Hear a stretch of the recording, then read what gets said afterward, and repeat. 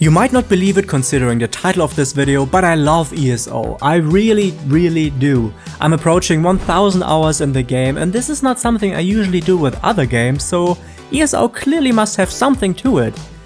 Though just like any other game that ever was and ever will be, ESO is not perfect. So today we are talking about the worst things ESO has to offer. Let's jump in. Stuck in 4th grade. To understand what I mean by this, let me show you a little visualization. Oh, Jesus, this armor's heavy. Vestige, our enemy acquired a powerful artifact that could end the world. We need your help. Huh. Powerful artifact, you say? Could this be the key? Yeah, I just said that. Also, like, end of the world, that's bad, right? Oh, Jesus Christ, this is the only one we got. Yeah, this pretty much sums up the impact your character has to the story. It gets especially bad when you're a lore nerd who likes to read the books scattered around the world. So you have plenty of knowledge that you are unable to share. Your personal knowledge about the lore and your character's lack thereof often lead to a huge disparity that is sometimes even comical. It's unfortunate that ESO doesn't dare to test your wit in any shape or form, which often unfortunately leads to the experience feeling shallow and lacking depth. Hold on. Are you all they sent? Mount training doesn't carry over.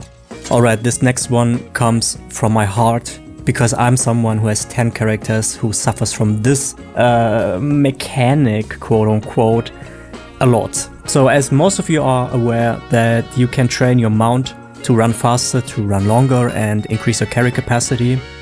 And there are 3 categories, each maxes out at 60, so that means there are 180 upgrades in total. So the first catch about this is that you can only train your mount once a day. So that alone takes you 180 days to fully max your mount. Granted, there are riding lessons, but these require you to purchase them with real money, so let's just calculate with the 180. Now the second kicker. The second kicker is that this only counts for each character individually. Yes, you heard me. Each character has to start from scratch with mount training. And I have absolutely no idea why ESO didn't decide to implement some sort of catch-up mechanic or some sort of boost for your old characters, but what I can say is that this is a major annoyance for the whole community basically. For me, I have 10 characters, so what usually happens, I do my writs with them, but that also means I have to run to the stable master every day to get 1 point in them. And I've done this for months by now and they are still not done. I think 4 out of 10 are done right now.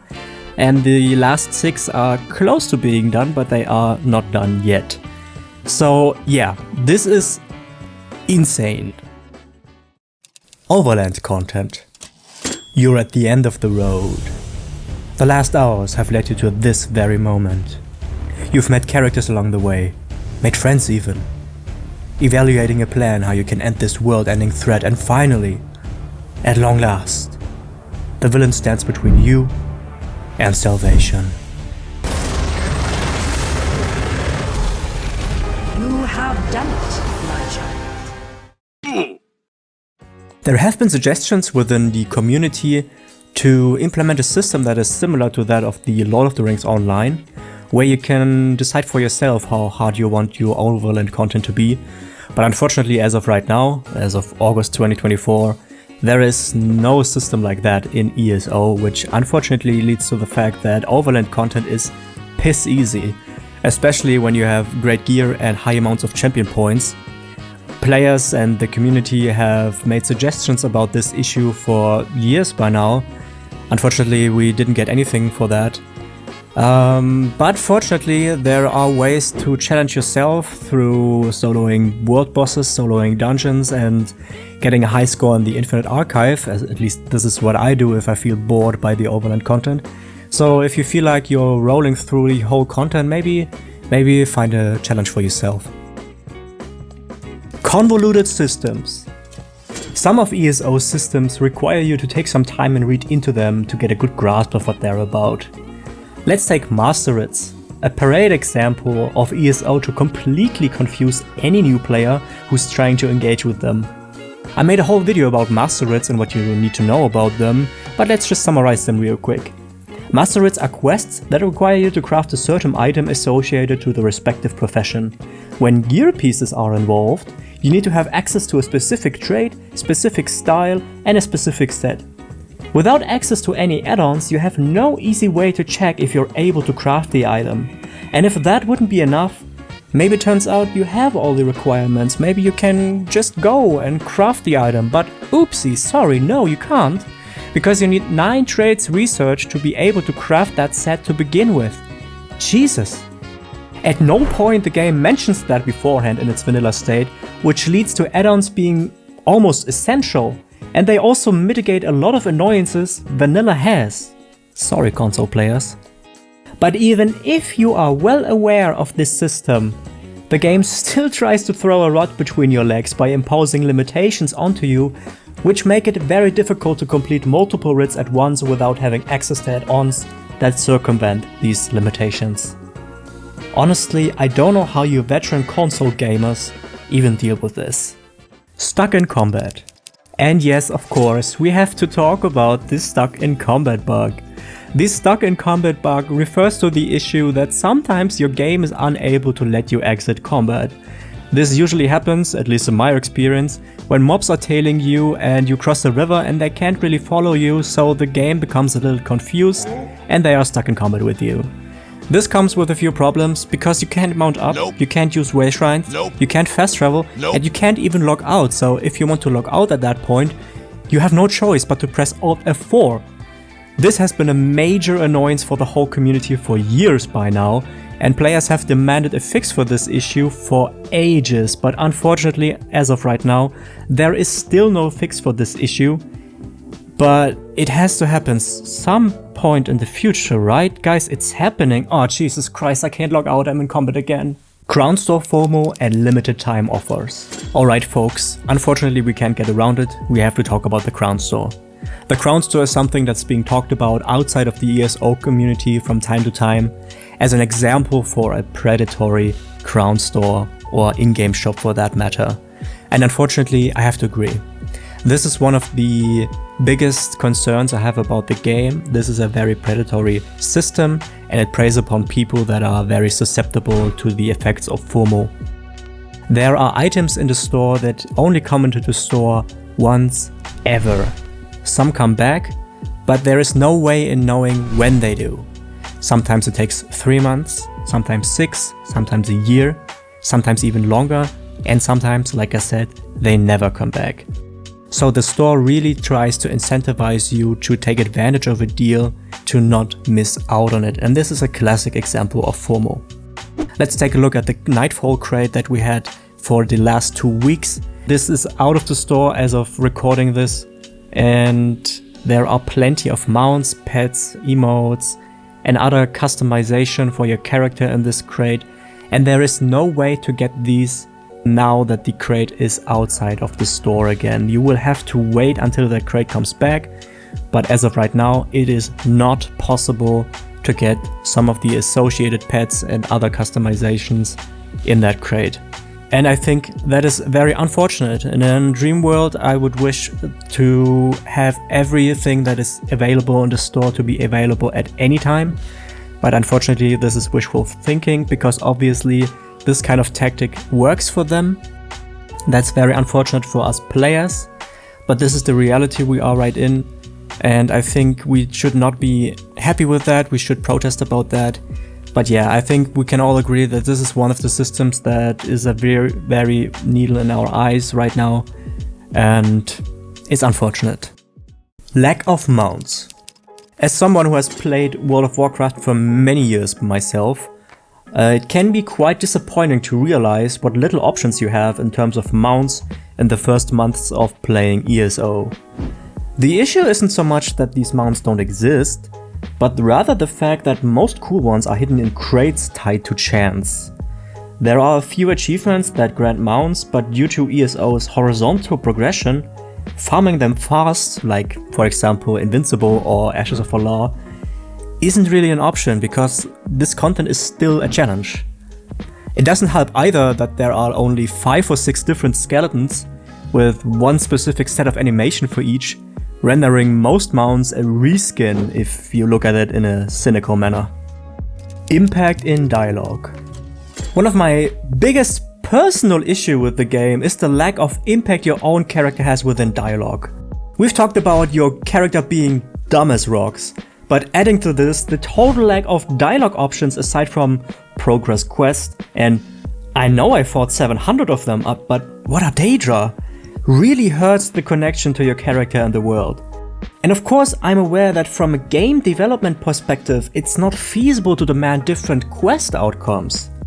But at this point I'd be happy to just have 1 or 2 options in dialogue where I can be witty, satirical, provoking, or just add a bit to the lore narrative because I already know my stuff. Formulaic and repetitive. As it stands right now, every zone is basically the same. You get your delves with a I lost my favorite pants in the cave quest, 1 or 2 public dungeons, some points of interest, and of course the newest iteration of dolmens. You know what this fight is lacking? More immunity phases. That would make it really good. I think 3 are not enough. There definitely have to be like 9 or something like this. It's only really good when you don't have any chance to fight at any point, and it's good. Also has to take at least an hour to complete one. While this formula isn't necessarily bad, it's certainly uninspiring and it remains to be seen how long they can go with this approach. Adding to this, the 3 zone dailies are always the same. They want you to clear Delve, they want you to kill a world boss, and they want you to clear one of the dolmens or whatever they are called in that chapter. And with the final achievement having you to complete each 30 times, you're in for quite some stale stuff.